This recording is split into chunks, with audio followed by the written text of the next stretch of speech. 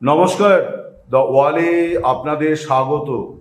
আজকের বিষয়, শেখ হাসিনা দেশে ফিরতে চান, কিন্তু তারেক রহমান তিনি চান কি? দেখে শুনে কিন্তু মনে হচ্ছে যে বাংলাদেশের প্রধানমন্ত্রী তথা বিএনপির চেয়ারম্যান তারেক রহমান এবং অন্য যে বিরোধী দলগুলি, আওয়ামী লীগ বিরোধী দলগুলি, তারা কেউই আসলে শেখ হাসিনা দেশে ফিরুন এটা তারা চান না। আমি এই বিষয়টা নিয়ে আজকে খানিকটা বিশ্লেষণ করার চেষ্টা করব। তার আগে সূত্র হিসেবে আমি একটু দু একটি কথা বলি। রবিবার আমার একটি ভিডিও দ্য ওয়ালে সকালবেলা আপলোড করা হয়েছিল, যেটি বহু মানুষ দেখেছেন, আমি তাদের প্রতি কৃতজ্ঞ।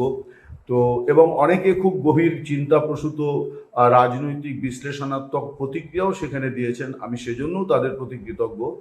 আমি সেই ভিডিওতে যে কথাটি বলেছিলাম যে প্রত্যর্পণ নাকি প্রত্যাবর্তন, বা বলা চলে প্রত্যাবর্তন নাকি প্রত্যর্পণ। আপনারা জানেন যে শেখ হাসিনার জীবনে দুটি গুরুত্বপূর্ণ অধ্যায় হচ্ছে যে তার ভারত থেকে, বিদেশ থেকে স্বদেশ প্রত্যাবর্তন, একটি 1981 সাল আর একটি 2007 সাল। আমি এই বিষয়ে আর বিস্তারিত যাচ্ছি না, কিন্তু প্রত্যর্পণ, এই প্রথম প্রত্যর্পণ হবে নাকি তার তৃতীয় প্রত্যাবর্তন হবে দেশে, এটি এখন একটা খুব গুরুত্বপূর্ণ প্রশ্ন। যখন তিনি ঘোষণা দিয়েছেন যে তিনি দেশে ফিরে যেতে চান এবং ডিসেম্বর মাসে তিনি ফিরবেন 2026-এর, এটাও বলেছেন, বোঝাই যাচ্ছে যে হয়তো 16 ডিসেম্বর বিজয় দিবসটাকে সামনে রেখেই তিনি দেশে ফেরার চেষ্টা করবেন। তো যাই হোক, সেগুলো তো ভবিষ্যতের কথা, কিন্তু এই মুহূর্তের কথা যেটা, সেটা হচ্ছে যে আমি সেই ভিডিওতে বলেছিলাম যে প্রত্যাবর্তন এটি একজন রাজনীতিকের জীবনে খুব গভীর অর্থবাহী, এবং সেটা একটা দলকে একটা অন্য মাত্রা দেয়। এবং শেখ হাসিনা কিন্তু সেইটা তার জীবনে সেটা প্রমাণ করেছেন যে তিনি 1981-তে ফিরে আওয়ামী লীগের পুনরুজ্জীবন ঘটিয়েছিলেন, 2007-এ ফিরে 2008-এ দলকে ক্ষমতায় আনেন এবং 2009-এ আনুষ্ঠানিকভাবে তার দ্বিতীয় দফার সরকার যাত্রা শুরু করে। আর প্রত্যর্পণ এটি হচ্ছে আসামির, সাজাপ্রাপ্ত আসামির। ফলে শেখ হাসিনা বাংলাদেশে যে ফিরবেন, তাকে কি ভারত সরকার প্রত্যর্পণ করবে নাকি তিনি তার প্রত্যাবর্তন হবে? এখন আমি যেটা ওই একই ভিডিওতে বলেছিলাম, আবারও সেটা আজকে বিশ্লেষণ করি, যে প্রত্যাবর্তন বা প্রত্যর্পণ অর্থাৎ এক্সট্রাডিশন, এর কোনোটাই কিন্তু তারেক রহমানের সরকার বা বিএনপি নেতৃত্ব চান না, এমনকি জামায়াতে ইসলামী এবং এনসিপিও। কারণ তারা মনে করছেন, তারা দেখছেন যে এই প্রথম একটা সুযোগ এসে আওয়ামী লীগের সর্বোচ্চ নেত্রী এবং যিনি আওয়ামী লীগের প্রতীক আসলে, মানে শেখ হাসিনা মানে আওয়ামী লীগ, যেটা একসময় শেখ মুজিবুর রহমান নামে বলতে আওয়ামী লীগ বোঝাতো, সেই আওয়ামী লীগের নেত্রীকে দেশের বাইরে রেখে দেওয়া সম্ভব হয়েছে। অর্থাৎ ঘটনাচক্রে তিনি দেশের বাইরে আছেন, দেশের অভ্যন্তরে তার দলের কার্যক্রম নিষিদ্ধ, এবং প্রক্রিয়া চলছে যে আওয়ামী লীগ দলটাকেই কিভাবে নিষিদ্ধ ঘোষণা করে দেওয়া যায়। এই রকম যখন একটা বাস্তব পরিস্থিতি বাংলাদেশের শাসক গোষ্ঠী এবং তাদের মিত্র গোষ্ঠী অর্থাৎ বিএনপি এবং জামাত, এনসিপি এবং অন্যান্য ইসলামিক দলগুলি, তখন শেখ হাসিনা দেশে যেভাবেই ফিরুন না কেন, এটা তাদের কাছে কখনোই কাম্য নয়। আমি কথা আগেও একাধিকবার বলেছি, প্রায় 1 বছর আগে থেকেই আমি বলছি যে শেখ হাসিনা দলকে তো প্রায় গুছিয়ে এনেছেন, এ নিয়ে তো কোনো সংশয় নেই।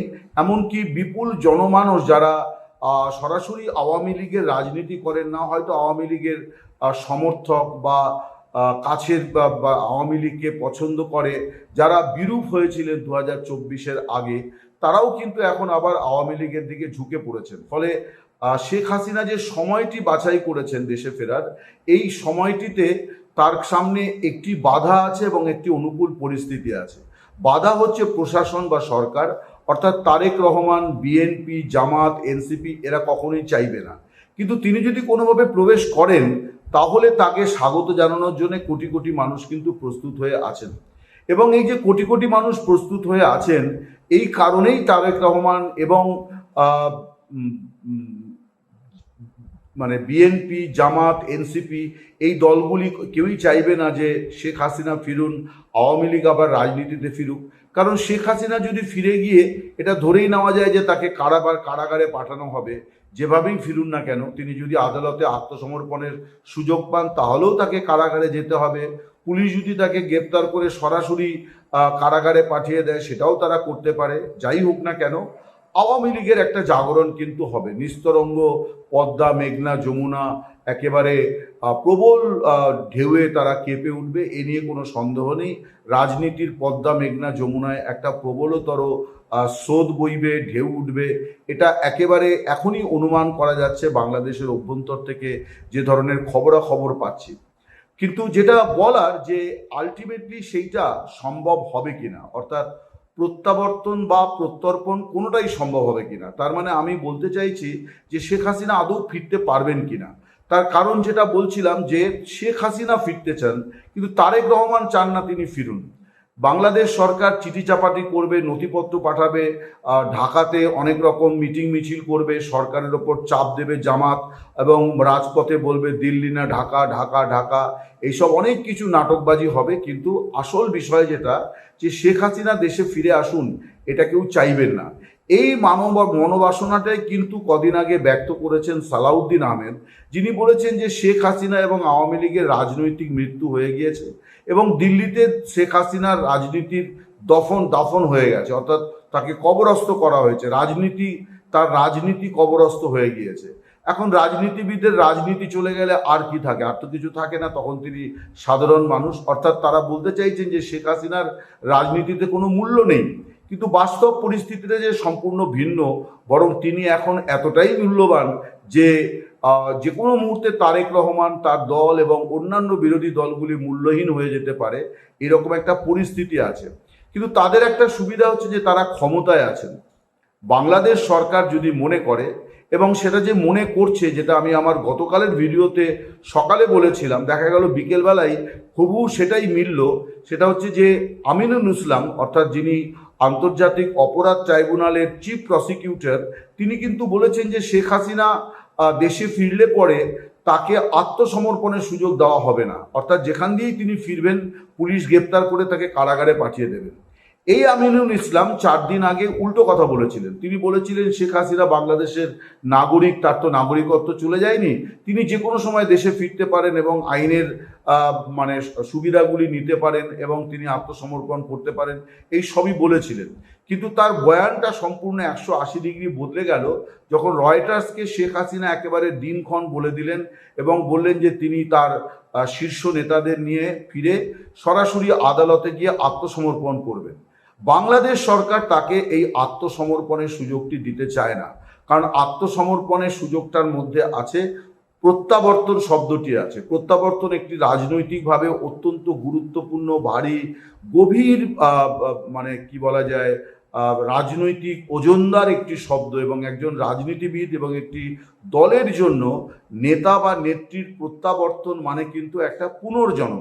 এবং আমি যে কথা বলছিলাম যে শেখ হাসিনা তো তার দুবারের প্রত্যাবর্তনে সেটা প্রমাণ করেছেন যে তিনি আর 5 জনের মতন, অন্তত কোনো একজন যিনি মানে ভারতের মেঘালয়ে প্রায় 10-12 বছর কাটিয়ে গিয়েছেন, তার দেশে ফেরা আর শেখ হাসিনার দেশে ফেরাই মানে একমাত্র শব্দ।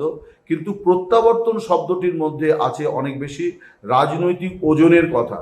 অর্থাৎ শেখ হাসিনা যে রাজনৈতিক ওজনটা ক্যারি করেন, 5 বারের সাবেক প্রধানমন্ত্রী, 2 বারের সাবেক বিরোধী নেত্রী, বঙ্গবন্ধু শেখ মুজিবুর রহমানের কন্যা, এবং আওয়ামী লীগের মতো একটা উপমহাদেশের গুরুত্বপূর্ণ দলের 5 বারের মানে টানা সভাপতি 45 বছর ধরে, এই যে রাজনীতির ওজন, এই রাজনীতির ওজন তো বাংলাদেশে কারো নেই।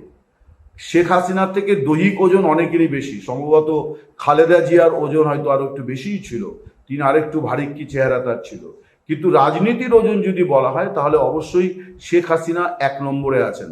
সেই মানুষটি যদি দেশে ফেরেন তাহলে রাজনীতিতে যে উতাল পাতাল শুরু হবে এটা একটা দুধের শিশুও বোঝে, অতএব তারেক রহমানও বোঝেন, তার দলের নেতারাও বোঝেন। তাই আমিনুল ইসলাম, অর্থাৎ আন্তর্জাতিক অপরাধ ট্রাইব্যুনালের চিফ প্রসিকিউটরকে দিয়ে বলানো হচ্ছে যে শেখ হাসিনা ফিরলেও তাকে আত্মসমর্পণের সুযোগ দেওয়া হবে না।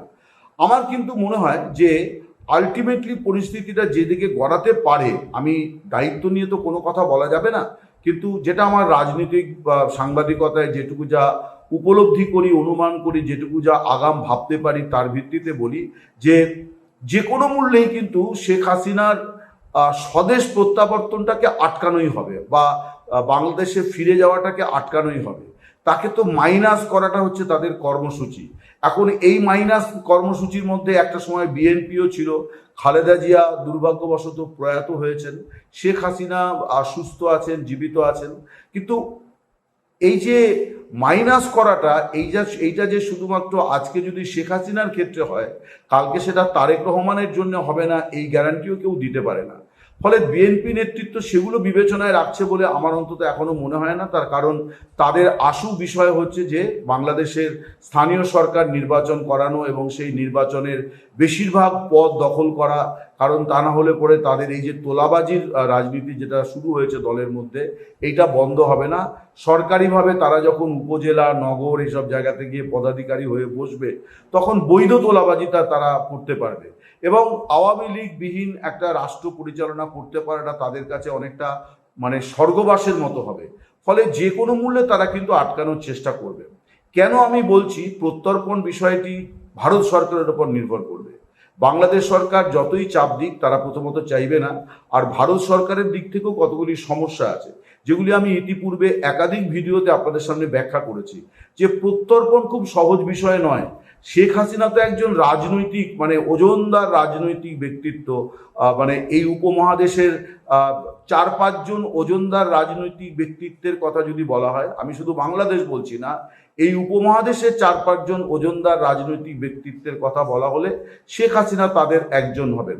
তো তাকে ফিরিয়ে দেওয়াটা ভারত সরকারের জন্য কিন্তু খুব সহজ বিষয় হবে না। যে না, আমি বাংলাদেশের আইনের শাসনের প্রতি শ্রদ্ধাশীল, ফলে তিনি যেহেতু সেখানে আসামি, সাজাপ্রাপ্ত আসামি, অতএব আমি তাকে ফিরিয়ে দিচ্ছি। কারণ আন্তর্জাতিক আইন এখন যা বলছে, রাষ্ট্রসংঘের সনদ যা বলছে, বিভিন্ন আন্তর্জাতিক মানবাধিকার সংগঠন এবং বিভিন্ন সময় তাদের যে সম্মেলনগুলি হয়েছে, সেখানে যে গৃহীত প্রস্তাবগুলি আছে, এবং অনেক আইন কানুনের মধ্যেও এগুলো ঢুকে পড়েছে, আন্তর্জাতিক আইন কানুনের মধ্যেও ঢুকে পড়েছে, যে সাজাপ্রাপ্তই হোক আর যাই হোক না কেন, তাকে প্রত্যর্পণ করা হলে যদি তার জীবনের ঝুঁকি থাকে, তাহলে প্রত্যর্পণ হবে না। অর্থাৎ একটি মানুষের জীবনের ঝুঁকি থাকলে তিনি যত বড় অপরাধী করুন না কেন, তার প্রত্যর্পণ হবে না। যেমন শেখ মুজিবুর রহমানের খুনিদের তো কানাডা ফেরত দিচ্ছে না, এটা তো সবাই জানে, কারণ তারা স্বঘোষিত হত্যাকারী। তারা তো, শেখ হাসিনা তো এই মানবতা বিরোধী অপরাধের দায় তিনি স্বীকার করেননি। তিনি বলেছেন যে এত মানুষকে হত্যা আমার পুলিশ করেনি, আমি এরকম কোনো নির্দেশ দিইনি। কিন্তু বঙ্গবন্ধুর হত্যাকারীদের তো কানাডা বাংলাদেশের হাতে হস্তান্তর করছে না, ওই মানবাধিকার ইস্যুতেই তারা করছে না। ভারতের দুজন দাগী, অত্যন্ত দাগী, আন্তর্জাতিক মানের দাগী ব্যাংক লুটেরা, তারা লন্ডনে বসে জীবন কাটাচ্ছে আরামে। তাদেরকে গত 10 বছর হয়ে গেল ভারত সরকার পাচ্ছে না। লন্ডনের আদালত বলছে যে ভারতের মানে জেলখানাগুলি খুব উন্নত মানের নয়, সেখানে মানবাধিকার হরণ হতে পারে। ভারতের একজন দাগী ক্রিমিনাল, যিনি দাঙ্গায় মানে যুক্ত ছিল এবং বম্বের খুব দাগী মাফিয়া, তাকেও আমাদের স্বদেশ প্রত্যাবর্তন অর্থাৎ দেশে ফেরাতে প্রায় 30 বছর লেগেছে। এবং নানান রকম শর্ত সেখানে বলা আছে যে তার প্রতি কোনো কোয়ার্সিভ অ্যাকশন অর্থাৎ কঠোর পদক্ষেপ করা যাবে না। তাকে আসামি হিসাবে হস্তান্তর করা হলো বটে, কিন্তু কোনো কঠোর পদক্ষেপ করা যাবে না। এগুলি তো হচ্ছে আন্তর্জাতিক আইন কানুনের বিষয়। এর বাইরেও কিন্তু ভারত সরকারের কিছু বিষয় আছে। ভারতের যে প্রাচীন ঐতিহ্য, সেখানে মানে অতিথিকে শুধু আতিথেয়তা দিয়ে বরণ করাই নয়, অতিথিকে রক্ষা করা, সুরক্ষা দেওয়া। যেমন দলাই লামাকে যে সুরক্ষায় রাখা হয়েছে, ভারতের প্রধানমন্ত্রী সুরক্ষার সঙ্গে তার কিন্তু খুব একটা ফারাক নেই। শেখ হাসিনার যে সুরক্ষা আছে, সেটাও কিন্তু ভারতের প্রথম সারির নেতা মন্ত্রীদের কারো সুরক্ষার থেকে কিছু কম নয়। ফলে অতিথিকে রক্ষা করা, এটাও আবার ভারতের একটা ঐতিহ্য, যে ঐতিহ্য নিয়ে আমরা গর্ববোধ করি যে আমরা ভারতবাসী, এবং আমরা অতিথিকে রক্ষা করতে জানি, এবং আমরা আতিথেয়তাকে সবসময়, অতিথিকে সবসময় আমরা স্বাগত জানাই। ভারত যদি শেখ হাসিনাকে প্রত্যর্পণ করে বাংলাদেশের চাপে, তাহলে ভারতেরও আন্তর্জাতিক মঞ্চে মুখ পুড়বে। যদিও আমি অমল সরকার, আমি ভারত সরকার না, ভারতের একজন নাগরিক হিসেবে আমি অন্তত ভারত সরকারের কাছে আমার প্রত্যাশা ব্যক্ত করতে পারি যে এমন কোনো সিদ্ধান্ত তারা নিশ্চয়ই করবে না যেখানে শেখ হাসিনার জীবনের সংশয় হতে পারে। এটা নিশ্চয়ই কাম্য নয়। তার কারণ তাহলে আন্তর্জাতিক মঞ্চে ভারতেরও কিন্তু মুখ পুড়বে। তার কারণ শেখ হাসিনার বিরুদ্ধে অনেক অভিযোগ আছে, আমি অভিযোগগুলো থেকে তাকে নির্দোষ বলছি না, সে অধিকার আমার নেই, আমি বাংলাদেশের নাগরিক নই, তার সরকারের কোনো নিপীড়ন নির্যাতনের যে অভিযোগগুলি বলা হচ্ছে আমি তার ভিকটিম নই, আমি একজন ভারতীয় সাংবাদিক, এই উপমহাদেশ নিয়ে আমি সাংবাদিকতা করি, তাই ভিডিও করছি। আমি যেটা উপলব্ধি করি, শেখ হাসিনার যে কন্ট্রিবিউশন বাংলাদেশে, তার অনেক কন্ট্রিবিউশন আছে। তিনি যে অত্যন্ত সাহসী নেত্রী, তার সবচেয়ে বড় প্রমাণ হচ্ছে পদ্মা সেতু করতে পারার সিদ্ধান্তটি। আমি মনে করি সিদ্ধান্তটাই মানে একটা বিরাট বড় সাহসী সিদ্ধান্ত, কারণ এইরকম সিদ্ধান্ত নেওয়ার জন্যে মনের জোর লাগে, প্রজ্ঞা লাগে এবং অঙ্গীকার মানে বাস্তবায়ন করার মতন মানসিক শক্তি লাগে।